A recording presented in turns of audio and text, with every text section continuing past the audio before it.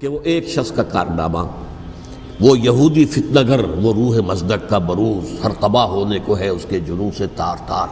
اسی طرح وہ عبداللہ ابن سبا یہودی فتنہ گر. آج اہل تشیع میں سے بعض حضرات کہتے ہیں کہ یہ عبداللہ ابن سبا یہ تو افسانوی شخصیت ہے، اس کی حقیقت کوئی تھی ہی نہیں. حالانکہ ان کی اپنی کتاب میں رجال کشی کے اندر اس کا ذکر موجود ہے، اور یہ بھی موجود ہے کہ حضرت علی رضی اللہ تعالیٰ عنہ نے اپنے عہد خلافت میں اسے زندہ جلوایا ہے. اس کی وجہ کیا تھی؟ یہ آیا مدینے کے اندر اسلام کا لبادہ اوڑھ کر کس نے چند عقیدوں کی اشاعت شروع کی. سب سے پہلے حضرت علی تو خدا ہیں، گاڈ انکارنیٹ، اوتار کا تصور، جیسے ہندوؤں میں ہے رام چندر جی خدا کا اوتار، اور عیسائیت میں بھی پہلے گاڈ انکارنیٹ کا تصور تھا کہ حضرت مسیح خدا کا اوتار ہے، انکارنیشن آف گاڈ. تو اس نے کہا کہ حضرت علی تو خدا کا اوتار ہے، خدا ہے. نمبر دو، اس نے کہا کہ ہر نبی کا ایک وصی ہوتا ہے جس کے حق میں وہ وصیت کرتا ہے.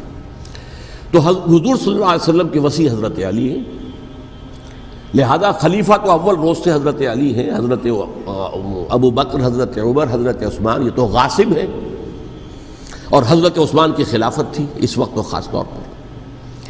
پھر اس نے جو قبائلی عصبیت تھی اسے بھڑکایا. پرانی جو عصبیت چل رہی تھی قریش کے اندر، وہ دو گھرانے ایک دوسرے کے مد مقابل تھے. دیکھیے، ایک ہوتا ہے قبیلہ، ایک ہوتا ہے گھرانہ. ہمارے پنجاب میں ایک قبیلہ ہے وٹو قبیلہ، اس کے گھرانے بہت سے، مانے کے، لالے کے، فجے کے، شامت کے، یعنی کوئی لالا تھا ان میں سے بڑا، ان کے بیٹے ہو گئے لالے کے، ان کی اولاد، خاندان یہ کہلاتے ہیں. قبیلہ ایک، یہ وٹو قبیلہ. تو قبیلہ تھا قریش، اس میں گھرانے بہت تھے، بنو ہاشم، بنو امیہ، بنو تیم، بنو عدی، یہ بہت سے گھرانے تھے.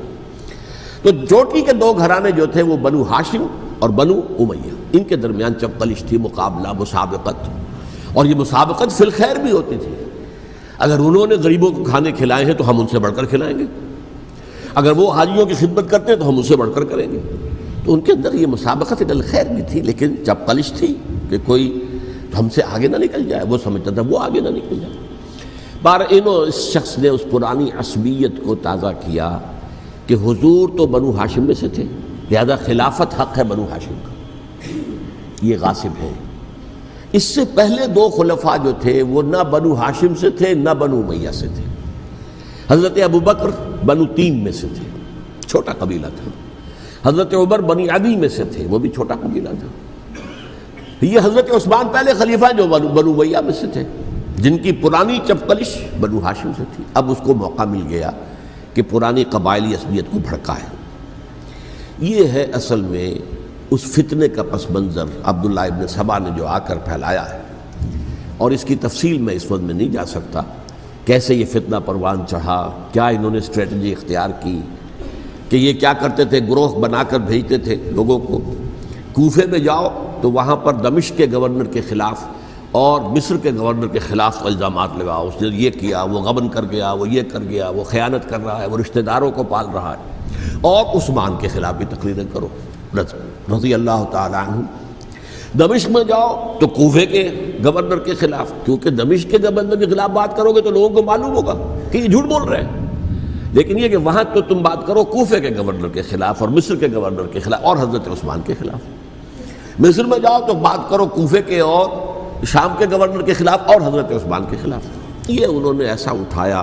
اور اس زمانے میں آپ کو معلوم ہے ذرائع رسل و رسائل تھے نہیں، نہ اس فتنے کی پتہ چل سکا جب تک کہ وہ فتنہ جو ہے پوری طرح برگ و بار لا کر تراور درخت نہیں بن گیا.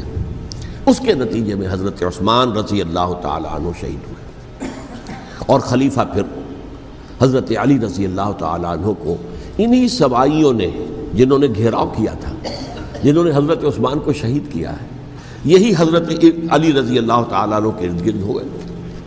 اور حضرت علی رضی اللہ تعالیٰ عنہ بھی نہیں چاہتے تھے خلافت کی بیعت لینا، لیکن آخر کیا کرتے؟ کیا وہ امت کو بغیر خلیفہ کے چھوڑ دیتے؟ حضرت زبیر سے کہا گیا، انہوں نے نہیں مانا، رد کر دی بات. حضرت طلحہ سے کہا گیا، انہوں نے نہیں مانا. حضرت علی سے کہا گیا، اب عشرہ مبشرہ میں سے یہی تو تھے نا، لہذا انہوں نے تسلیم کر لیا، خلافت ہو گئی. لیکن اس کے بعد جو خانہ جنگی ہوئی ہے، اس خانہ جنگی کے نتیجے میں نوٹ کر لیجئے کہ 1,00,000 کے قریب مسلمان ایک دوسرے کی تلواروں اور نیزوں اور برچھیوں اور تیروں سے ختم ہو گئے، ہلاک ہو گئے۔ یہ ہماری تاریخ کا تاریک ترین باب ہے۔ 5 سال، 4.5 سال حضرت علی کی خلافت کے اور 6 مہینے حضرت حسن کی خلافت کے رضی اللہ تعالی عنہ۔ اس سے کیا ہوا کہ ایک طرف تو اسلام کی جو توسیع ہو رہی تھی، تھمتا نہ تھا کسی سے سیل رواں ہمارا، وہ سیلاب رک گیا، انٹرنل سیبوٹاج ہو گئی نا، اب تو اندر ہی آپس ہی میں اگر دست و گریبان ہو گئے تو باہر اب کیا توسیع کرتے ہیں، وہ توسیع کا عمل رک گیا۔ اور یوں سمجھیے کہ جیسے ٹرک اگر کبھی چل رہا ہو، بھرا ہوا ہو، لوڈڈ، اور وہ چڑھائی چڑھ رہا ہو تو اگر کہیں موشن ٹوٹ جائے، ٹرک کو رکنا پڑے تو ڈرائیور کے جان پر بن جاتی، اس لیے کہ اس کو دوبارہ سٹارٹ کرنا، اور جبکہ وہ چڑھائی پر ہے، انکلائن پر ہے، آسان کام نہیں ہوتا، خطرہ ہوتا ہے وہ پیچھے جو ہے وہ نہ جائے۔ اور پہاڑی علاقوں میں آپ کو معلوم ہے ذرا پیچھے چلے جانے کا مطلب جو ہے بہت خطرناک جو ہے نتیجہ نکل سکتا ہے۔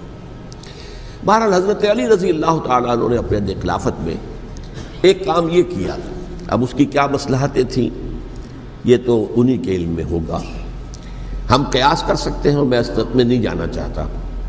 ابھی تک خلافت کا مرکز تھا مدینہ منورہ، حضرت ابوبکر، حضرت عمر، حضرت عثمان، وہیں جہاں حضور صلی اللہ علیہ وسلم رہے تھے اور جہاں پر کہ حضور مدفون تھے۔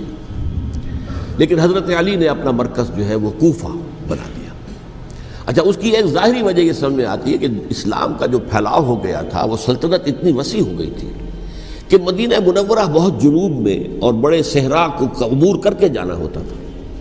کوفہ جبکہ ایسی مقام پر تھا کہ جہاں سے مشرقی راستہ جا رہا ہے ایران کو، عراق کے اندر تو ہے وہ شہر کوفہ، اور پھر ایران اور خراسان اور ہندوستان کو راستہ جا رہا ہے، وہیں سے شمال کی طرف جا رہا ہے، شام کی طرف اور ترکی کی طرف، اور وہاں سے پھر یہ کہ مغربی افریقہ کو بھی کنٹرول کرنا، جو شمالی افریقہ کو، وہ بھی آسان تھا۔ بہرحال حضرت علی نے کوفہ کو اپنا مرکز بنایا، اور نتیجہ یہ ہوا کہ سبائیوں کا بھی مرکز وہی بن گیا، چونکہ انہوں نے اپنے آپ کو گردا گرد رکھا حضرت علی کے رضی اللہ تعالیٰ عنہ۔ اب ظاہر بات ہے کسی پرٹیکولر پرسن کے خلاف تو کوئی مقدمہ موجود تھا نہیں، بلکہ جب جنگ جمل ہو رہی تھی، ابھی جنگ نہیں ہوئی تھی، حضرت عائشہ، حضرت طلحہ، حضرت زبیر وہ لے کر آئے تھے ایک لشکر اس مطالبے کے لیے کہ حضرت عثمان کے قاتلوں کو سزا دی جائے، قصاص لیا جائے۔ حضرت علی رضی اللہ تعالیٰ عنہ سے گفت و شنید ہو رہی تھی، حضرت علی جو ہے اس پر آمادہ ہو گئے کہ ٹھیک ہے، میں جو بھی قاتلین عثمان ہیں ان کو گرفتار کر کے سزا دوں گا۔ عین اسی وقت کوفے کی مسجد کے اندر جو ہے 10,000 کا مجمع کھڑا ہو گیا، ہم سب قاتل عثمان ہیں، لو ہم سے بدلہ کہاں سے لوگے؟ اور انہوں نے کیا کیا، جاتے ہی جنگ چھیڑ دی، اور جب چھڑ جائے تو یا مرو یا مارو، اس کے علاوہ تو کوئی چارہ کار ہوتا ہی نہیں۔ ایک رات میں 10,000 مسلمان شہید ہوئے، جن میں 2 عشرہ مبشرہ میں سے حضرت زبیر اور حضرت طلحہ رضی اللہ تعالیٰ عنہ۔ تو یہ صورت تھی، سبائیوں نے گھیراؤ کیا حضرت علی کا رضی اللہ تعالیٰ۔ حضرت معاویہ دعوے دار نہیں تھے خلافت کے، قطعاً نہیں، ان کا صرف ایک دعویٰ تھا، اور وہ یہ تھا کہ عثمان کے قاتلوں کو گرفتار کرو، یا خود سزا دو یا ہمارے حوالے کرو، ہم اس سے قصاص لیں گے۔ اس لیے کہ قبیلہ بنو امیہ کا تھا، اور حضرت ابی معاویہ بنو امیہ میں سے، تو ایک خاندانی طور پر جو ہے ہم قصاص لیں گے ان سے جنہوں نے قتل کیا ہے حضرت عثمان کو۔ لیکن یہاں ظاہر بات ہے کہ حضرت علی رضی اللہ تعالیٰ عنہ کی طرف سے مطالبہ یہ ہوتا تھا، تم پہلے میری بیعت کرو، میرے ہاتھ مضبوط کرو تاکہ میں ان کے خلاف کوئی اقدام کر سکوں۔ لیکن انہیں یہ اندازہ تھا کہ اگر میں نے بیعت کی تو ظاہر بات ہے کہ حضرت علی تک پہنچنے سے پہلے مجھے گردن بڑھا دیں گے یہ لوگ، اس لیے کہ سبائی جو ہے وہ آپ کو گھیرے ہوئے۔ بہرحال ایک عجیب الجھاؤ، ایک ڈائلیما تھا جس کی وجہ سے یہ جنگ چلتی رہی، اور حضرت علی رضی اللہ تعالیٰ عنہ کو انہی کے شیعان علی ہی کے اندر سے وہ جماعت علیحدہ ہوئی تھی جس کو ہم خوارج کے نام سے جانتے ہیں، اور ایک خارجی ملجم ابن ملجم ہی نے حضرت علی کو شہید کیا رضی اللہ تعالیٰ عنہ۔ پھر حضرت حسن رضی اللہ تعالیٰ عنہ، اب دیکھیے کس قدر صحیح بات تھی جو حضرت علی رضی اللہ تعالیٰ عنہ نے فرمائی جب ان سے کہا گیا کہ کیا ہم آپ کے بیٹے حسن کے ہاتھ پر بیعت کر لیں رضی اللہ تعالیٰ عنہ۔ فرمایا نہ میں تمہیں اس کا حکم دیتا ہوں نہ میں اس سے روکتا ہوں، یہ تمہارا معاملہ ہے، امرہم شورا بینہم، تم اپنے باہمی مشورے سے جو فیصلہ کرو گے ٹھیک ہے، میں نہ حکم دیتا ہوں نہ روکتا ہوں. اس کا کیا مطلب ہے؟ باپ کے بعد بیٹے کی خلافت ہرگز حرام نہیں ہے، ورنہ کہتے کیسے ہو سکتا ہے میرا بیٹا؟ نہیں، یہ نہیں کہا آپ نے. حضرت عمر سے بھی کہا گیا تھا کہ اپنے بیٹے کو نامزد کر دیں، عبداللہ ابن عمر کو، تو انہوں نے جواب میں کیا کہا؟ اسے تو طلاق دینی بھی نہیں آتی. انہوں نے اپنی کسی زوجہ کو طلاق دی تھی اور اس میں جو صحیح ترین طریقہ ہے وہ اختیار نہیں کیا تھا. اسے طلاق دینے تک نہیں آتی تو میں اسے خلیفہ بنا دوں. یہ نہیں کہا تھا کہ باپ کے بعد بیٹا خلیفہ نہیں ہو سکتا، یہ تو نہیں تھا. کہیں حرام نہیں ہے، نہ کتاب و سنت میں، نہ کوئی حدیث ہے، نہ کہیں قرآن مجید میں. تو حضرت علی نے بھی فرمایا رضی اللہ تعالیٰ، نہ میں روکتا ہوں نہ حکم دیتا ہوں، یہ تمہارا اپنا معاملہ ہے. بہرحال حضرت حسن رضی اللہ تعالیٰ عنہ نے حضرت امیر معاویہ سے صلح کر لی، خلافت ان کے سپرد کر دی. دیکھیے، میں حضرت ابوبکر، حضرت عمر، حضرت عثمان، حضرت علی کے ساتھ حضرت حسن کے دور خلافت کو بھی خلافت راشدہ میں سے سمجھتا ہوں. اور تبھی 30 سال پورے ہوتے ہیں اس حدیث کے مطابق کہ حضور نے فرمایا خلافت 30 برس رہے گی، پھر ملوکیت آ جائے گی. تو حضرت حسن کا بہت بڑا کارنامہ یہ ہے کہ اس خانہ جنگی کا دروازہ بند کر دیا. اور یہ پیشن گوئی تھی حضور کی صلی اللہ علیہ وسلم حضرت حسن کو، جب بچے ہی تھے حضور کے انتقال سے پہلے، میرا یہ بیٹا مسلمانوں کے 2 گروہوں میں صلح کرائے گا. یہ حضور کی پیشن گوئی تھی، اور وہ پیشن گوئی حضرت حسن کے علم میں بھی ہوگی یقیناً. بہرحال انہوں نے صلح کی حضرت امیر معاویہ کے ساتھ رضی اللہ تعالیٰ عنہ، خلافت ان کے حوالے کر دی، اور کچھ شرائط تھیں طے ہو گئی. اللہ اللہ خیر صلی اللہ. حضور کی تو یہ پیشن گوئی جو ہے صحیح ثابت ہوئی کہ میرا یہ بیٹا مسلمانوں کے 2 بڑے گروہوں کے درمیان صلح کرا دے گا. اور سبائیوں نے انہیں تانے دیے، یا عار المومنین، اے مومنوں کے لیے موجب عار، موجب شرم، تم نے بزدلی دکھائی ہے، تم نے امیر معاویہ کو خلیفہ تسلیم کر لیا، تم نے بزدلی دکھائی. معاذ اللہ ثم معاذ اللہ ثم معاذ اللہ. اب میں کچھ باتیں حضرت امیر معاویہ کے بارے میں کہنا چاہتا ہوں، اس لیے کہ وہاں اس میں نے حضرت معاویہ کے بارے میں یہ تو بہت شدت کے ساتھ کہا تھا، اور میں اب بھی اس پر قائم ہوں اور پوری طریقے سے قائم ہوں. میرا مستقل موقف یہی ہے کہ حضرت معاویہ رضی اللہ تعالیٰ عنہ کے دور خلافت کو ہم خلافت راشدہ میں شامل نہیں سمجھتے، اہل سنت میں سے کوئی بھی نہیں سمجھتا. لیکن اس کے ساتھ میں نے حضرت امیر معاویہ کے کچھ مناقب بھی بیان کیے تھے، تاکہ پلڑا جو ہے ترازو کا اس کے دونوں پلڑے سامنے آ جائیں. لیکن یہ کہ وہ حصہ میرے اس بیان کا نکال دیا گیا، ختم کر دیا گیا. یہ میں نہیں جانتا کہ اس میں کیا مصلحت دیکھی گئی ہے. اس میں تو کسی کے لیے کوئی معاملہ ایسا نہیں تھا کسی کے جذبات کو جو ہے وہ ٹھیس پہنچانے والا. کیونکہ میں نے کہا وہ خلیفہ راشد نہیں تھے، صاف میں نے کہا، بلکہ وہ دور ملوکیت کا آغاز ان سے ہو گیا ہے. بلکہ جب ایک صاحب نے یہ کہا کہ کربلا کے بعد سے دور ملوکیت آ رہی تھی، تو میں نے کہا نہیں جناب، دور ملوکیت تو 20 سال پہلے پوری ہو چکی تھی، شروع ہو چکی تھی. حضرت امیر معاویہ کے بھی 20 سال جو ہے وہ دور ملوکیت میں شمار ہوتے. انہیں کسری العرب بھی کہا گیا، عرب کے کسریٰ، جو شہنشاہ ایران کا خطاب تھا، حضرت معاویہ رضی اللہ تعالیٰ عنہ کو کسری العرب کہا گیا، عرب کا کسریٰ یہ. لیکن دوسری طرف یہ ہے کہ وہ صحابی رسول ہیں رضی اللہ تعالیٰ، حضور کے برادر نسبتی بھی ہیں، حضور کے سالے ہیں. ان کی ہمشیرہ ام حبیبہ حضور کی زوجہ محترمہ ہیں، ام المومنین ہیں، ام حبیبہ رضی اللہ تعالیٰ عنہ. پھر کس قدر معتمد علیہ تھے حضور کے کہ کاتبان وحی میں شامل تھے. وحی کی کتابت کرنے والے چند لوگ تھے جنہیں کہ حضور کہتے تھے کہ اب یہ آیت لکھ لو. ان میں سے ایک امیر معاویہ بھی رضی اللہ تعالیٰ. تو بڑے توازن کی ضرورت ہے. دیکھیے صحابہ کرام کا جہاں تک تعلق ہے، اہل سنت کا موقف یہ ہے کہ صحابہ تو کلہم عدول، صحابہ سب کے سب نیک نیت ہیں، اور ان کی روایت جو ہے قبول کی جائے گی، رد نہیں کی جائے گی، ان پر کوئی جرح و تعدیل نہیں ہوگی. اس لیے کہ ان کا تزکیہ محمد الرسول اللہ صلی اللہ علیہ وسلم نے کیا تھا. لہٰذا یہ تو ہو سکتا ہے کہ کسی صحابی سے کوئی خطا ہو جائے، لیکن وہ خطا اجتہادی ہوگی، نیت کی خطا نہیں ہوگی، نیت کی غلطی نہیں ہوگی. اگر کسی صحابی کی نیت پر حملہ کیا جائے تو یہ اصل میں طعن ہے، حملہ ہے حضور پر کہ وہ تربیت دے نہیں سکے اپنے ساتھیوں کو. معاذ اللہ ثم معاذ اللہ ثم معاذ اللہ، وہ تزکیہ کر ہی نہیں سکے. 3 جگہ جو قرآن میں آیا ہے یتلو علیہم آیاتہ ویزکیہم، تو کیا تزکیہ کیا؟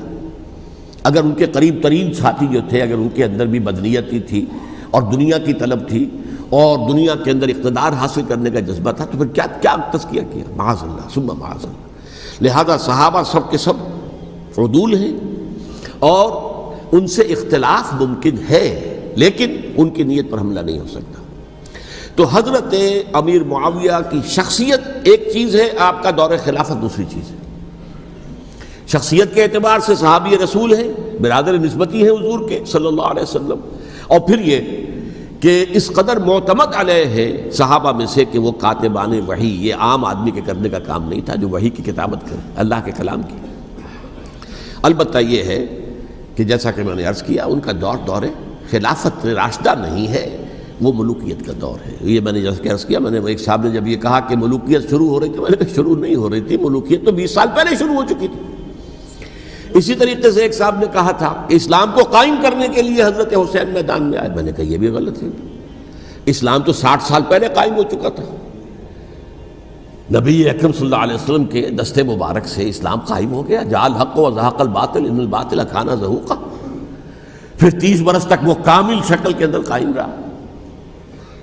تو اسلام جو ہے در حقیقت اب قائم کرنے والی بات نہیں تھی، البتہ اس کے اندر زوال شروع ہو گیا تھا، اس زوال کے عمل کو روکنے کے لیے حضرت حسین میدان میں آئے۔ یہ ایک چیز کو صحیح تاریخی پرسپیکٹو میں رکھنا، تو جس طرح سے دین کو قائم کرنے کے لیے نہیں، قائم تو کیا محمد رسول اللہ صلی اللہ علیہ وسلم والذین معہ رضی اللہ تعالی عنہ، انہوں نے کیا تھا۔ ہاں اب جو ہے وہ اپنی اس شاندار حیثیت سے نیچے گرنے لگا تھا، وہ میں بعد میں عرض کروں گا کہ میں نے اسے کیا عرض کیا تھا کہ یہ اس زوال کو روکنے کے لیے کسی طریقے سے یہ اپنی اصل حقیقت میں قائم رہے، یہ حضرت حسین رضی اللہ تعالیٰ عنہ کی سعی تھی۔ اچھا، حضرت امیر معاویہ کے جو 20 سال ہیں وہ پورے امن، سکون، اطمینان، کوئی جھگڑا، کوئی فساد، کوئی اختلاف، کوئی باہمی خاندانی، کچھ نہیں، 20 سال۔ یہ بھی تاریخ کی بڑی چشم کشا حقیقت ہے جو عام طور پر لوگوں کے علم میں نہیں ہے۔ سبائی بھی دبکے رہے، حضرت امیر معاویہ کی حکومت اتنی مضبوط تھی، کنٹرول، کہ ان کو کچھ سر اٹھانے کا موقع نہیں ملا۔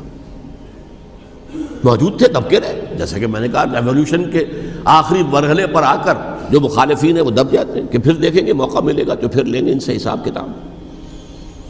20 سال رہے ہیں پورے امن کے، 10 سال کے بعد یعنی درمیان میں ہے حضرت امیر معاویہ کا عہد خلافت۔ ایک صحابی جو کہ بزرگ صحابہ میں سے ہیں، مغیرہ ابن شعبہ رضی اللہ تعالی عنہ، وہ آتے ہیں اور وہ کہتے ہیں کہ دیکھیے امیر المومنین، کتنی بڑی خانہ جنگی رہی تھی مسلمانوں کی آپس میں، اور اب بھی اگر آپ کسی کو نامزد کیے بغیر چھوڑ گئے امت کو تو پھر خانہ جنگی ہو جائے۔ 1 لاکھ اس وقت جو ہے وہ ہلاک ہوئے تھے، نہ معلوم اب کتنے ہلاک، لہٰذا آپ اپنی زندگی ہی میں نامزد کر دیجئے کسی کو خلیفہ، ولی عہد بنا دیجئے۔ حضرت امیر معاویہ نے ابتداً جو ہے انکار کیا نہیں، لیکن ان کے دلائل ایسے تھے وزنی، اور میں سمجھتا ہوں کہ وہ بات صحیح تھی جو مغیرہ ابن شعبہ نے کہی، اس لیے کہ اب صحابہ کرام میں سے جو کبار صحابہ تھے وہ تو سب دنیا سے رخصت ہو چکے تھے، اب تو یا صغار صحابہ رہ گئے تھے جو حضور کے زمانے میں بچے تھے، حضرت حسن، حضرت حسین، عبداللہ ابن زبیر، یہ بچے تھے نا، یا تو وہ تھے، اور یا بالکل نو مسلم تھے، اور نو مسلموں میں بڑی تعداد وہ تھی جو ایرانیوں کی تھی، شامیوں کی تھی، ادھر کی تھی، تو ان کو تو ظاہر بات ہے کہ تربیت نبوی سے کیا خلافت راشدہ سے بھی اکثر و بیشتر کو کوئی حصہ ملا ہی نہیں۔ تو اس صورت میں اب وہ اعلیٰ ترین معیار پر حکومت کے نظام کو قائم کرنا ممکن نہیں ہے۔ کوئی قبائلی عصبیت جب تک حکومت کی پشت پر نہیں ہوگی، حکومت مستحکم نہیں ہوگی۔ یہ گویا کہ ایک جس کو کہتے ہیں کہ حقیقت بینی، واقعیت پسندی، ایک آئیڈیلزم ہے اور ایک ریئلزم ہے کہ آپ فیکٹس آن دی گراؤنڈ کو غور کریں، سوچیں اس کے اوپر اور پھر کوئی فیصلہ کریں۔ اس اعتبار سے پھر حضرت امیر معاویہ نے بات مان لی اور بیعت لے لی لوگوں سے حضرت یزید کے لیے کہ یہ خلیفہ ہوں گے میرے بعد، اس کو ولی عہدی کہتے ہیں۔ اچھا، اس وقت 5 افراد ایسے تھے کہ جنہوں نے اس سے اختلاف کیا، یہ بات بہت اہم ہے۔ میرا کتابچہ ہے سانحہ کربلا، اس کے کچھ نسخے آج یہاں ہوں گے، آپ لوگ پڑھیے اسے غور سے اور پھیلائیے تاکہ حقیقت سامنے آئے۔ 5 افراد کون تھے جو ہونے چاہیے؟ ابو بکر فوت ہو گئے، ان کے بیٹے عبد الرحمن ابن ابی بکر، عمر فوت ہو گئے، ان کے بیٹے عبداللہ ابن عمر، عباس فوت ہو گئے، ان کے بیٹے عبداللہ ابن عباس، زبیر فوت ہو گئے، ان کے بیٹے عبداللہ ابن زبیر، اور حضرت حسن جو ہے ان کا انتقال ہو چکا تھا، حضرت علی کے بیٹے حضرت حسین رضی اللہ تعالیٰ عنہ مجمعین۔ حضرت حسن کے بارے میں ایک فریق کا کہنا یہ ہے کہ انہیں زہر دے کر ہلاک کیا گیا، اہل تشیع کا قول یہ ہے، جبکہ اہل سنت کہتے ہیں کہ نہیں، وہ اپنی جو بھی طبی موت تھی اس سے ان کی وفات۔ لیکن میں اس میں نہیں جانا چاہتا، اس لیے کہ یہ مائکرو ہسٹری جو ہے نا، وہ تو ایک ایک واقعے کے لیے ادھر کی روایات کیا ادھر کی کیا ہیں، ان کے پاس کیا دلائل، ان کے پاس یہ تو کسی ریسرچ اسکالر کا موضوع ہے، میرا موضوع نہیں ہے۔ لیکن بہرحال یہ 5 حضرات تھے جنہوں نے ولی عہدی کی بیعت نہیں کی، لیکن حضرت معاویہ اتنے حلیم الطبع انسان تھے، انہوں نے جبر نہیں کیا، کوئی تشدد نہیں کیا۔ ٹھیک ہے، ولی عہدی کی بیعت نہیں کر رہے، کوئی بات نہیں، میری بیعت تو کی ہوئی ہے نا، ابھی تو میں زندہ ہوں، بات ختم ہو گئی، میری بیعت کو تو نہیں توڑا انہوں نے، فسخ بیعت نہیں کی۔ اس اعتبار سے انہوں نے نہ کوئی تشدد کیا، نہ جبر کیا، نہ کوئی مواخذہ کیا۔ لیکن جب امیر معاویہ کا انتقال ہو گیا، اب ولی عہدی کی بجائے وہ اب خلافت کی بیعت ہوئی، سب لوگوں نے بیعت کر لی۔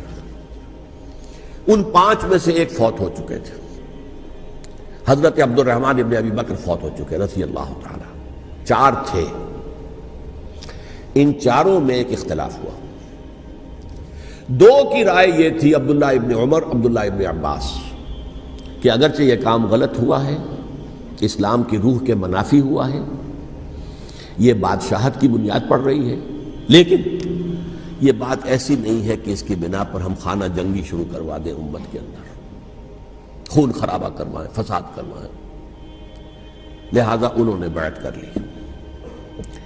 اب کوئی اگر یہ کہے معاذ اللہ کہ وہ بک گئے تھے یزید کے ہاتھوں، معاذ اللہ ثم معاذ اللہ، وہی بات آپ اختلاف کر سکتے ہیں کہ انہیں نہیں کرنی چاہیے تھی، یہ کوئی رائے رکھے، مجھے اختلاف نہیں، لیکن ان کی نیت پر حملہ کریں گے تو حملہ محمد رسول اللہ پر ہوگا صلی اللہ علیہ وسلم۔ عبداللہ ابن عمر کون ہیں؟ کتنی حدیثیں ان سے جو ہے وہ منقول ہیں۔ عبداللہ ابن عباس کون ہیں؟ جنہیں حضور نے جو ہے جن کے لیے دعا کی تھی، اے اللہ فقہہ فی الدین وعلمہ التاویل، اے اللہ اس نوجوان کو دین کا فہم عطا کر اور قرآن کی تاویل اور تفسیر کا علم عطا کر، حبر الامہ کہلاتے ہیں۔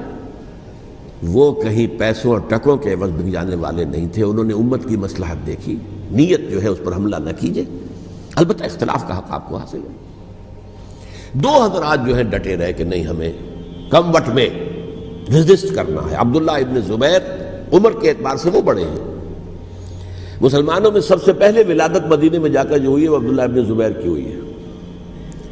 ہجرت کر کے جب مہاجرین وہاں پہنچے، کچھ عرصے تک کسی کے ہاں کوئی اولاد نہیں ہوئی، تو لوگوں نے تانے دینے شروع کر دیے کہ معلوم ہوتا ہے کہ یہاں آ کر یہ مکے کے رہنے والے جو ہیں کمزور ہو گئے ہیں، ان کے ہاں اولاد ہی نہیں ہو رہی۔ پھر عبداللہ ابن زبیر کی ولادت ہوئی ہے، یہ حضرت ابو بکر کے نواسے ہیں، حضور کی زوجہ محترمہ حضرت عائشہ کی بہن، حضرت دیکھیے ابھی نام نکل گیا ہے جی، حضرت اسماء رضی اللہ تعالی عنہا عنہما، یہ ان کے صاحبزادے ہیں، حضرت زبیر کے بیٹے۔ ان کا فیصلہ ہوا کہ ہمیں ریزسٹ کرنا ہے کم وقت میں، ایٹ اینی کاسٹ۔ حضرت حسین ابن علی رضی اللہ تعالی عنہما کا بھی فیصلہ ہوا کہ ہمیں ریزسٹ کرنا ہے کم وقت میں۔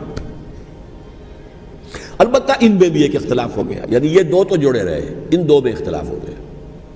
عبداللہ ابن زبیر کا کہنا یہ تھا کہ ہمیں حجاز میں رہنا چاہیے، یہ سرزمین ہے جس میں نبوت کی برکات سب سے زیادہ ہیں، یہاں ہم مضبوط قلعے کے اندر ہیں، ہمیں یہاں سے جو ہے ریزسٹ کرنا چاہیے اور ختم کرنا چاہیے اس نظام کے اندر جو خرابی آ گئی ہے اس کو۔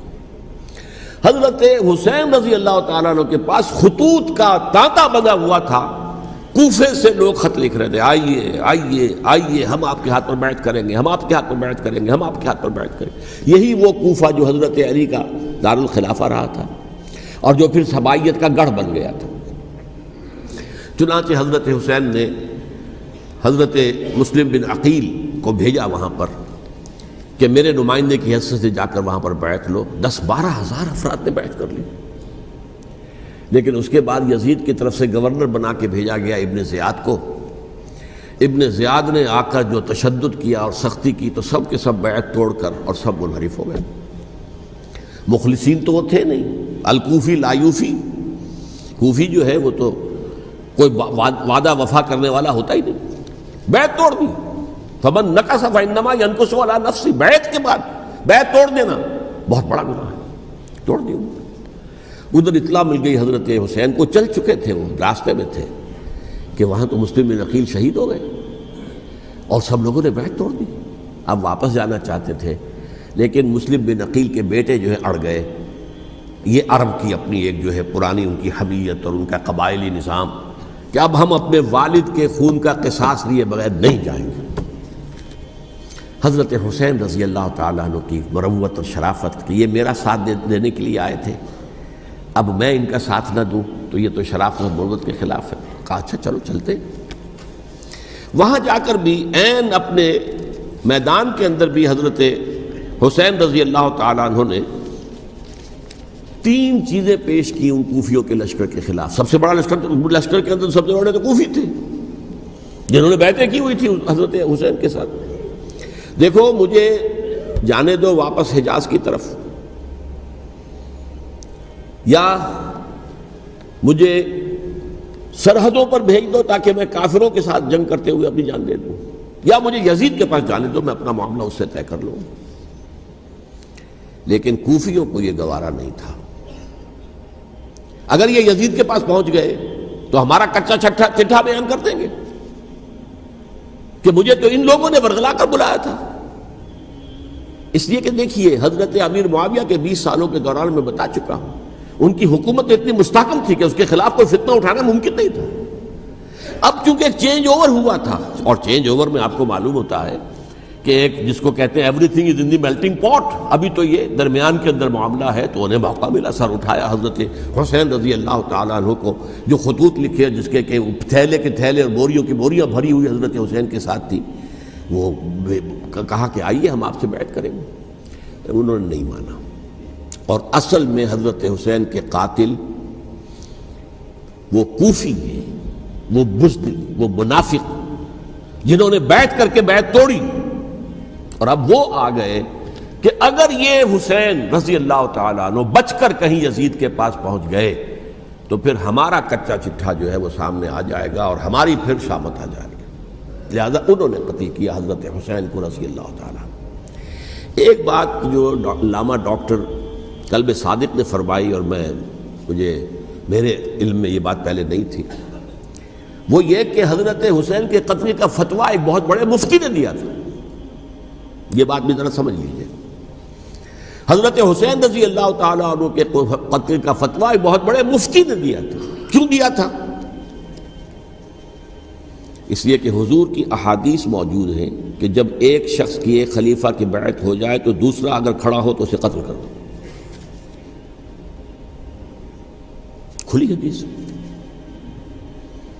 اسی لیے ایک بہت بڑے مفسر بھی ہیں، فقیہ بھی ہیں، قاضی ابن العربی رحمۃ اللہ علیہ. ایک ابن عربی ہیں الف لام کے بغیر، ابن عربی، وہ بہت بڑے صوفی ہیں، فلسفی ہیں، اندلس کے ہیں. یہ قاضی ابن العربی ہیں جنہوں نے قرآن کی ایک تفسیر لکھی ہے اس اعتبار سے کہ صرف ان آیات کی تفسیر جن سے کہ فقہی احکام جو ہیں ان کا استنباط ہوتا ہے.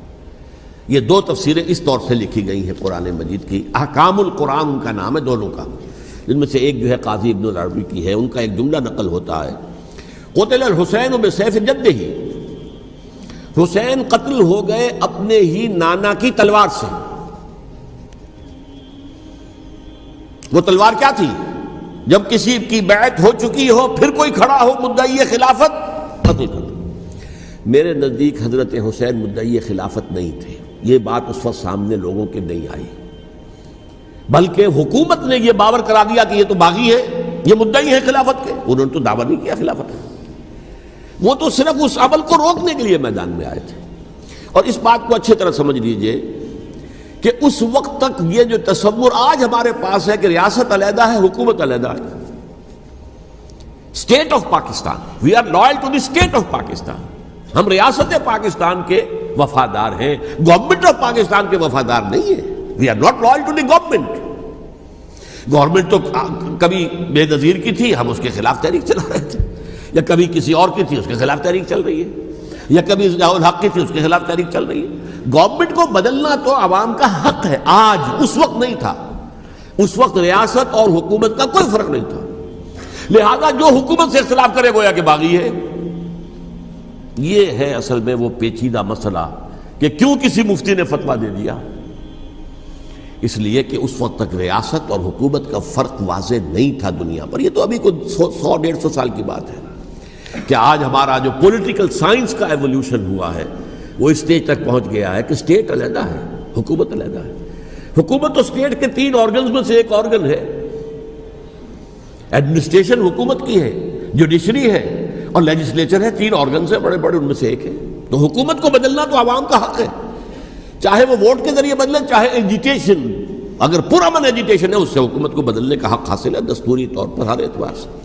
اس وقت یہ نہیں تھا، لہذا صورتحال یہ بن گئی کہ حکومت وقت نے باور کرا دیا مسلمانوں کو، ورنہ سوچئے نواسہ رسول کو قتل کرنا کوئی آسان کام تھا؟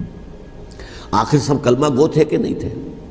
کلمہ گو تو تھے نا، اور حضور سے عقیدت اور محبت میں کمی، لیکن یہ کہ فتویٰ اگر ایک بہت بڑے مفتی کا، جو کہ حضرت علامہ ڈاکٹر قلب صادق صاحب نے فرمایا، مجھے اس مفتی کا نام بھی معلوم نہیں، کہ ایک مفتی ہی کا فتویٰ تھا وہ، جس کے بنا پر اب ان لوگوں نے حضرت حسین کو قتل کیا، اور یہی وجہ ہے کہ انہوں نے پھر خیموں کو بھی آگ لگا دی۔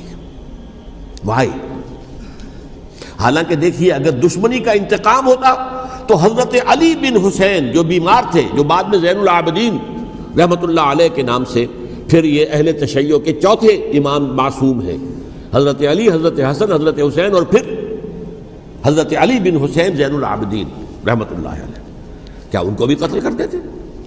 حضرت حسین کی نسل ہی ختم ہو جاتی، لیکن نہیں کیا۔ آگ کیوں لگائی؟ آگ اس لیے لگائی کہ وہ جو ڈاکومنٹری پروف ہے ہماری غداری کا یزید کے خلاف حضرت حسین کو جو ہم نے دعوت دی، وہ جو ڈاکومنٹری پروف خطوط کی شکل میں موجود ہے وہ ختم ہو جائے، ڈسٹرائے ہو جائے۔ اس کے لیے انہوں نے خیموں میں آگ لگائی۔ بہرحال یہ ہے تاریخی پس منظر، یہ اسی سبائی فتنے کا تسلسل ہے جس نے سب سے پہلے حضرت عثمان کی جان لی رضی اللہ تعالیٰ عنہ، 5 سال تک مسلمانوں میں خانہ جنگی رکھی، حضرت علی کو پھر شہید کیا، اور اس کے بعد جو ہے 20 سال حضرت امیر معاویہ کے تو سر نہیں اٹھا سکے، لیکن پھر جب ایک چینج اوور ہو رہا تھا تو اس وقت انہوں نے موقع غنیمت سمجھا کہ اب کھڑے ہو جاؤ اور اب دوبارہ ایک فتنہ جو ہے اس کو امت کے اندر پیدا کر دو۔ اچھا، اس معاملے میں ایک بات جو میں نے وہاں کہی کہ ہمارے ہاں شاعرانہ جو مبالغہ آمیزی ہے، یہ میری گفتگو کا حصہ انہوں نے حذف کر دیا ہے، اور میں نے ایک سنی شاعر، بہت بڑے عالم، جن کے حوالے سے آج بھی میری تقریر ہوگی خالق جناح ہال میں، مولانا محمد علی جوہر کے ایک شعر کے حوالے سے کہا کہ قتل حسین اصل میں مرگ یزید ہے، اسلام زندہ ہوتا ہے ہر کربلا کے بعد۔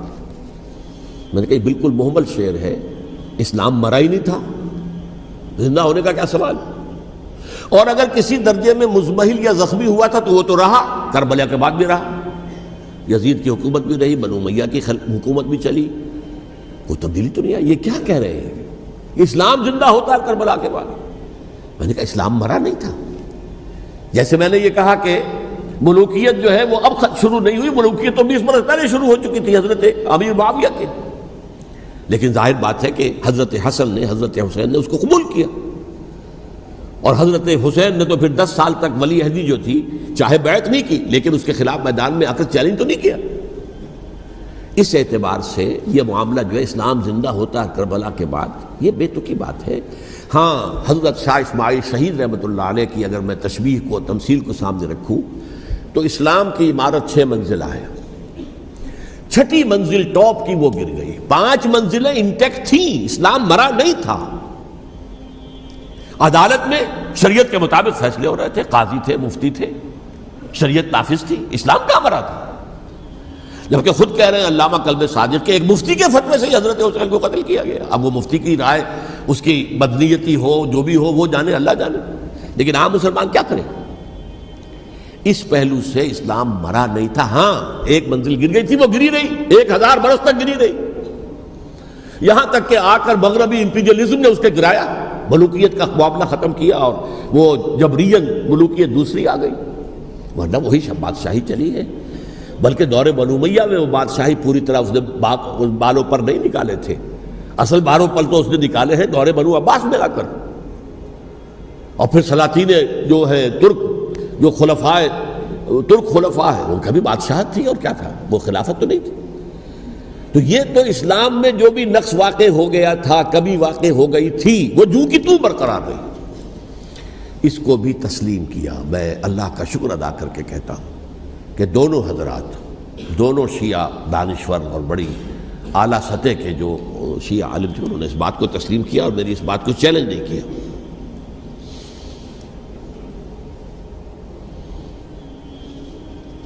اصل میں تیسری بات میں نے یہ کہی کہ دیکھیے حضرت حسین رضی اللہ تعالی عنہ کی اس شہادت کے بعد،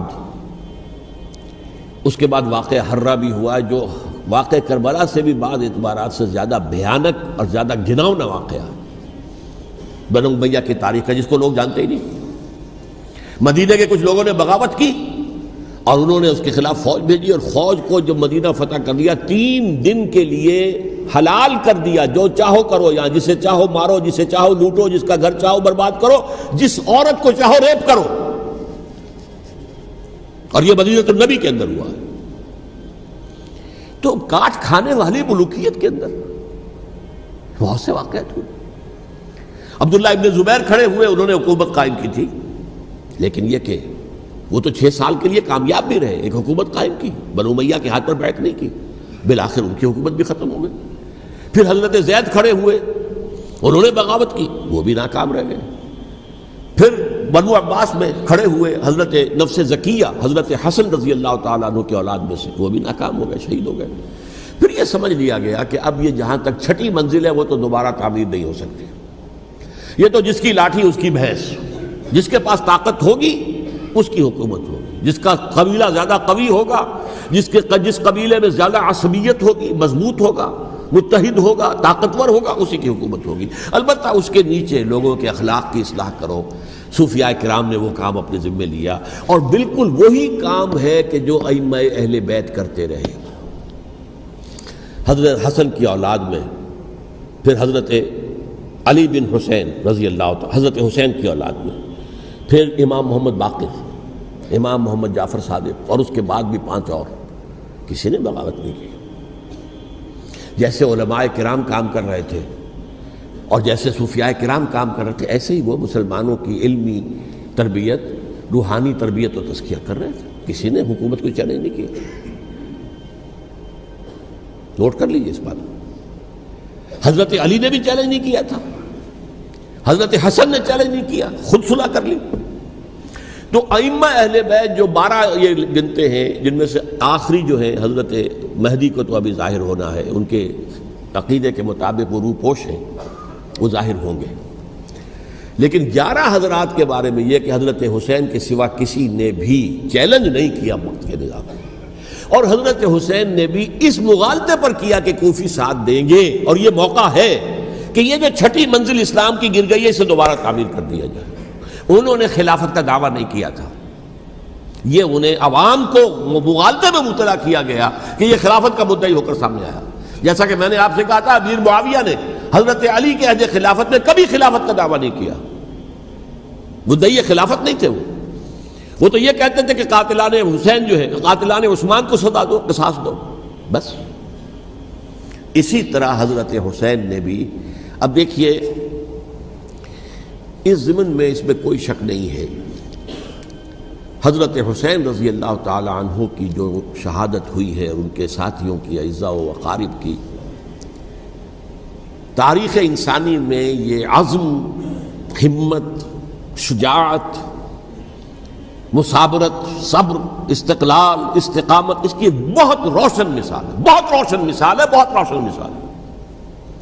لیکن اس سے تاریخ کی رفتار پر کوئی اثر نہیں پڑا. وہ جو ملوکیت آ گئی تھی وہ اور گہری سے گہری ہوتی چلی گئی. واقعہ کربلا کے بعد تو واقعہ ہررا ہوا، میں نے گنوا دیا آپ کو، اس سے زیادہ تو میرے خیال میں کہ اور ہمارے لیے لائق شرم جو ہے کوئی واقعہ ہے ہی نہیں اس پہلو سے۔ لیکن حضرت حسین کا ایک، اب ان کو یہ کہ میں مطلب یہ کہ اگر میں ان کے ہاتھ پر بیعت کر لیتا ہوں جو کہ اس وقت سامنے موجود تھے کہ یزید کی بیعت تمہارے ہاتھ پر کرتا ہوں، تو گویا کہ اپنے آپ کو سرنڈر کر دیتے۔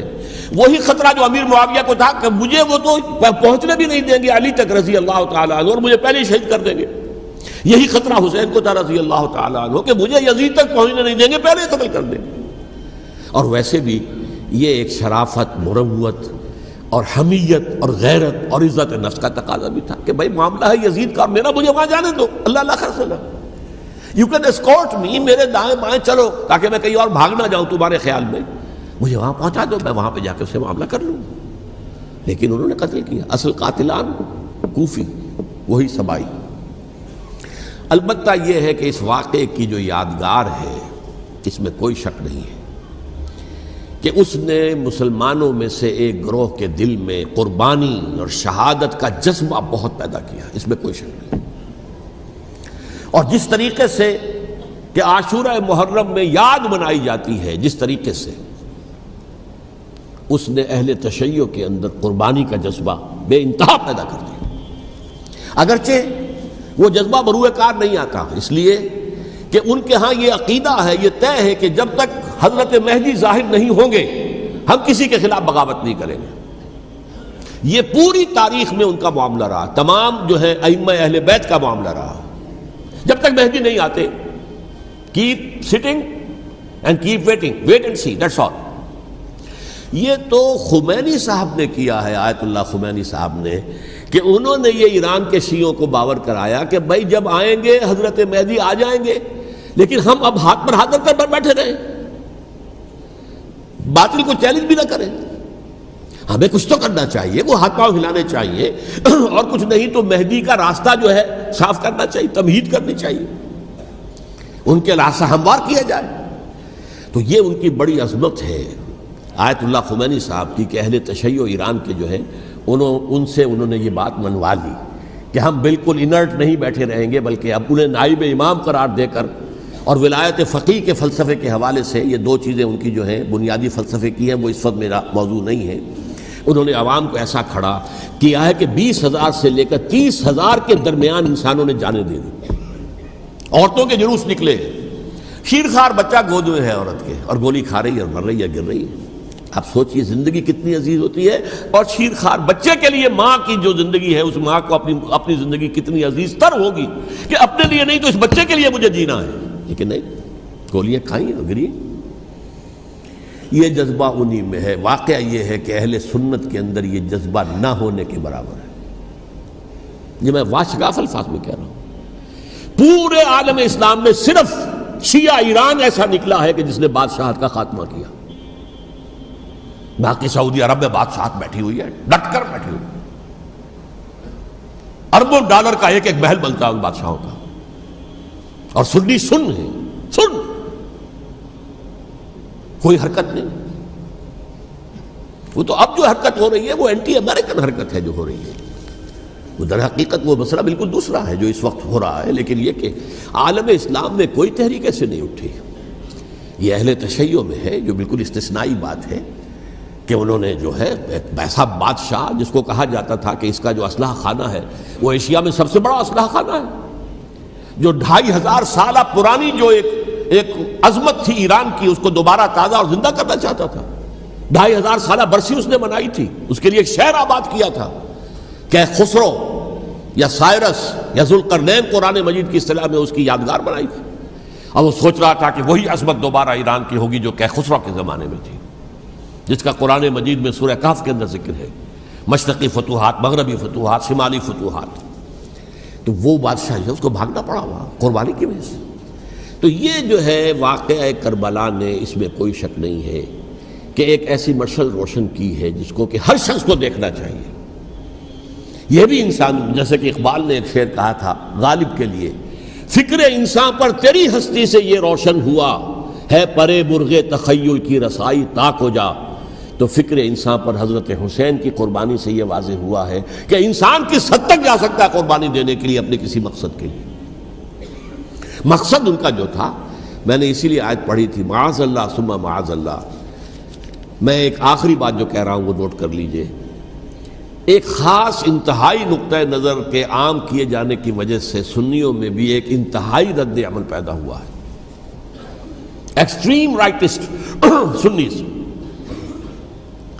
اگر ایک طرف سے حملہ کیا گیا ہے حضرت عثمان کی نیت پر، ان کو خیانت کا الزام لگایا گیا، ان پر اقربا پروری کا الزام لگایا گیا، حضرت ابو موسیٰ شریف پر خیانت اور غداری کا الزام لگایا گیا، یہ ساری چیزیں اگر صحابہ کرام کے اوپر ہوئی ہیں، امیر معاویہ پر، امیر اور عمرو بن العاص پر، تو جواب میں کچھ لوگ کھڑے ہو گئے، حضرت علی وہ اقتدار کے طالب تھے، معاذ اللہ ثم معاذ اللہ ثم معاذ اللہ۔ یہ اہل سنت کا موقف نہیں ہے۔ حضرت حسین اقتدار کے طالب تھے، ہرگز نہیں، ہرگز نہیں، ہرگز نہیں۔ وہی اصول جو میں نے بتایا تھا سب کے لیے لاگو رہے گا، وہ امیر معاویہ کے لیے ہے تو حضرت علی کے لیے بھی ہے، حضرت حسین کے لیے بھی ہے۔ یہ نیک نیت ہے، آپ ان کی کسی رائے سے اختلاف کر سکتے ہیں لیکن ان کی نیت پر حملہ نہیں کریں گے۔ نیت پر حملہ کریں گے آپ کا ایمان بالرسالت جو ہے وہ مجروح ہو جاتا ہے۔ یہ رسول کے ساتھ بھی ہے، رسول نے ان کا تزکیہ کیا، یتلو علیہم آیاتہ ویزکیہم، اس کا سارا عمل محمد کا کیا ہوا ہے صلی اللہ علیہ وسلم۔ تو صحابی کے معاملے میں یہ ہمارے ہاں ان کو اہل سنت جو ہیں، جو معتدل مزاج کے، اکثریت ان کی، یہ تو چند لوگ ہیں، ذرا قلم چلا لیتے ہیں تو ان کی بہت سی کچھ چھوٹی چھوٹی کتابیں بھی شائع ہو گئی ہیں بہت، لیکن انہیں اہل سنت نے قرار دیا ناسبی یا خارجی۔ جیسے خوارج نے کہا تھا حضرت علی بھی کافر ہے اور حضرت ابی معاویہ بھی کافر ہے، حضرت عمرو بن العاص بھی کافر ہے، معاذ اللہ ثم معاذ اللہ۔ ایسے ہی کچھ لوگ حضرت حسین پر بھی الزام لگاتے ہیں کہ اقتدار کی ہوس اور طلب کے اندر انہوں نے یہ سارا سفر کیا تھا، اور بس یہ ہے کہ وہ جو بازی تھی وہ ہار گئے، اللہ اللہ خیر صلی اللہ، اس سے آگے کیا ہے معاملہ؟ نہیں، معاذ اللہ ثم معاذ اللہ۔ اسی لیے میں نے آیت آج جو پڑھی تھی ایک اور جو بہت بظاہر آپ کو معلوم ہوئی ہوگی، غیر متعلق ہے میرے آج کے عنوان سے، تلک الدار الآخرۃ نجعلھا للذین لا یریدون علوا فی الارض ولا فسادا۔ یہ سورہ قصص کے آخری آیات میں سے، دیکھو یہ آخرت کا گھر جو ہے وہ ہم خاص کر دیں گے ان لوگوں کے لیے جو اس زمین میں اپنے اقتدار کے طالب نہیں ہوتے۔ زمین میں اقتدار کے طالب ہوگے فساد ہو جائے گا، تم بھی طالب میں بھی طالب، جھگڑا ہوگا، لڑائی ہوگی، دنگا ہوگا، فساد ہوگا۔ تلک الدار الآخرۃ نجعلھا للذین لا یریدون علوا فی الارض ولا فسادا۔ جو لوگ زمین میں اپنے اقتدار کے طالب اور اس کے نتیجے میں فساد پیدا کرنے والے نہیں ہیں، ان کے لیے ہم نے آخرت کا گھر خاص کیا ہے۔ والعاقبۃ للمتقین، اور عاقبت جو ہے، انجام کار، آخرت جو ہے وہ تو متقیوں کے لیے ہے۔ اسی میں آئیں گے سب صحابہ کرام، خواہ وہ حضرت علی ہے رضی اللہ تعالیٰ عنہ، اور خواہ وہ حضرت امیر معاویہ ہیں، حضرت عثمان ہیں رضی اللہ تعالیٰ عنہما، خواہ حضرت حسن ہیں، حضرت حسین ہیں رضی اللہ تعالیٰ عنہما، خواہ عبداللہ ابن زبیر ہیں، خواہ عبداللہ ابن عباس ہیں، خواہ عبداللہ ابن عمر ہیں رضی اللہ تعالیٰ عنہم اجمعین۔ اس اصول کو سامنے رکھ کر اختلاف آپ کر سکتے ہیں کسی سے بھی، لیکن کسی کی نیت پر حملہ کریں گے تو اصل میں آپ کا ایمان بالرسالت مجروح ہو جائے گا۔ علی کو نبی اکرم صلی اللہ علیہ وسلم نے اپنا نائب بنا کر چھوڑا تھا جب غزوہ تبوک میں جا رہے تھے مدینے میں۔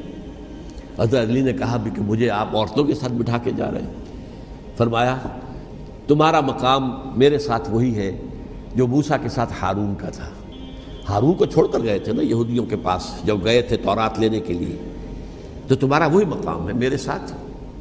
تو یہ حضرت علی ہے رضی اللہ، ان کے بارے میں میرا، ان کی کیا عظمت میری نگاہ میں۔ تو یہ 3 کتابچے ہیں، مجھے نہیں معلوم تیسرا یہاں ہے یا نہیں ہے، بہرحال آپ لوگوں کو ریکمینڈ کر رہا ہوں کہ ان کا مطالعہ کریں۔ اب یہ کہ آخری بات یہ ہے کہ اصل ہمارے کرنے کا کام کیا ہے۔ دیکھیے کیوں نہیں کیا کسی نے بھی خروج کا معاملہ، وہ میں واضح کر چکا ہوں، بغاوت نہیں کی۔ کیوں؟ ایک تو ریاست اور حکومت میں فرق نہیں تھا، ذرا کھڑا ہو اور وہ باغی قرار پائیں گے، واجب القتل ہو جائیں گے، فتوے کی زد میں آ جائے، یہ معاملہ تھا۔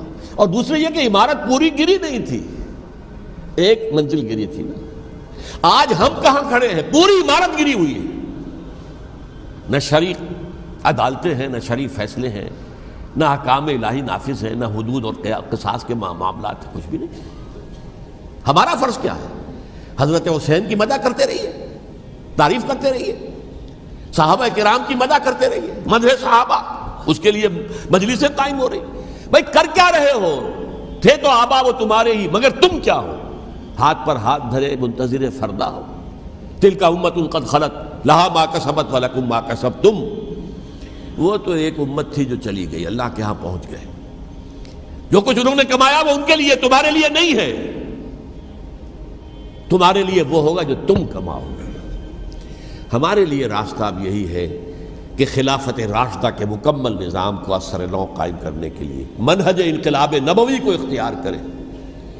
میری کتاب اس پر، کیسٹس اس پر، آڈیو کیسٹس، ویڈیو کیسٹ، سی ڈیز، نہ معلوم ڈی وی ڈی، سب کچھ موجود ہے۔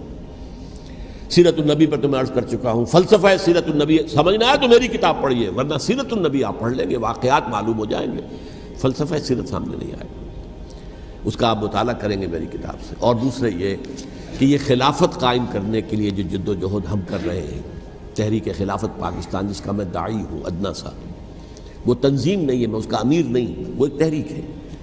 جیسے تحریک پاکستان کہلاتی تھی، جس کی تنظیم تھی مسلم لیگ، پارٹی کا نام مسلم لیگ تھا، لیکن تحریک پاکستان، اس طرح تحریک خلافت پاکستان وہ ہم نے چلائی ہے تنظیم اسلامی کے تحت۔ یہ خلافت جب پہلی چلی تھی آج سے 84 سال قبل، نومبر 1921 میں خالد دینہ ہال میں وہ مقدمہ چلا تھا، جس کے نتیجے میں بڑے بڑے جو لیڈر تھے ہمارے، مولانا محمد علی جوہر اور مولانا حسین احمد مدنی اور مولانا ابوالکلام آزاد، ان سب کو 2 سال کی قید کی سزا سنائی گئی تھی، بغاوت، مقدمہ بغاوت، یہ خالد دینہ ہال۔ اسی میں سن 91 یا 92 میں نے 3 دن تقریریں کی تھیں، جن میں آج سے پھر میں 3 تقریریں کرنے والا ہوں، ایک آج شام کو، ایک کل شام کو رات 9 بجے، آج بھی کل بھی، ایک پرسوں اتوار کی صبح کو 10 بجے ہے کیا 11 بجے۔ تو ان میں آپ حضرات شرکت فرمائیں، تاکہ اصل جو ہمارے کرنے کا کام ہے، تاریخ کو بھی سمجھنا چاہیے، تاریخ کے عوامل کیا ہیں، کیا پس پردہ عوامل کار فرما تھے، کیا کسی شے کی اصل حقیقت ہے، وہ سمجھنا چاہیے۔ لیکن یہ ہے کہ اس اعتبار سے میں نے جب یہ لفظ استعمال کیا تھا اس مذاکرے میں، لپ سروس، کہ یہ ہم صرف لپ سروس کرتے رہے، مدح کے بیان کرتے رہے، منقبت بیان کرتے رہے، حضور کی نعتیں کہتے رہے، اس سے تو بات نہیں بنے گی جب تک کہ وہ فرض منصبی شہادت علی الناس کا جو ہمارے ذمے ہے بحیثیت امت محمد صلی اللہ علیہ وسلم، اس کو ادا نہ کرے۔ مجھے خوشی ہے کہ اس کی بھی تائید دونوں حضرات نے کی، ہاں یہ لپ سروس کا معاملہ ہے۔ اللہ تعالی حضرت حسین کے نقش قدم پر چلتے ہوئے، بلکہ اصل میں تو ہمارے لیے اسوہ رسول ہے محمد صلی اللہ علیہ وسلم کا، اس پر چلتے ہوئے ہم پاکستان میں اسلام کا نظام خلافت قائم کرنے کی جد و جہد کریں۔ اقول قولی ھذا واستغفر اللہ لی ولکم ولسائر المسلمین والمسلمات۔